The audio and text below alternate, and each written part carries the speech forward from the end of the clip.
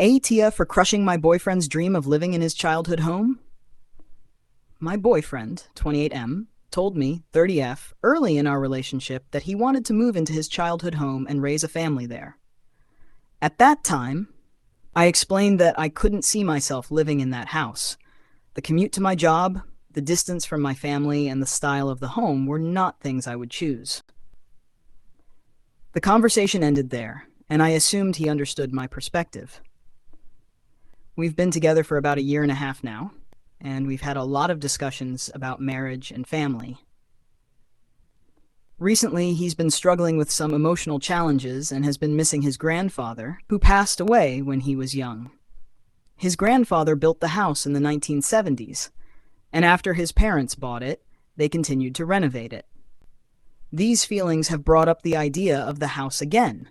He's worried about letting go of the home and doesn't think he could handle watching his parents sell it when they decide to downsize.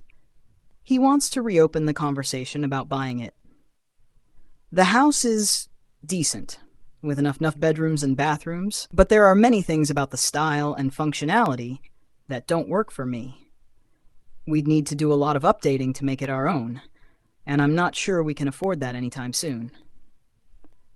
I've never liked split-level homes, and while I'm sure having a pool was fun for him growing up, the idea of raising children with a pool in the backyard makes me very anxious. I don't think getting rid of the pool would even be an option. There are other aspects of the house that don't appeal to me. But at the end of the day, I don't see myself feeling at home there. There's too much history, and I want us to create our own memories, rather than living in a space filled with memories from his childhood and grandparents. However, I know how much this means to him, and I want to be sensitive to his feelings. I've been through the loss of a childhood home during my parents' divorce, so I'm not sure if I'm being fully empathetic.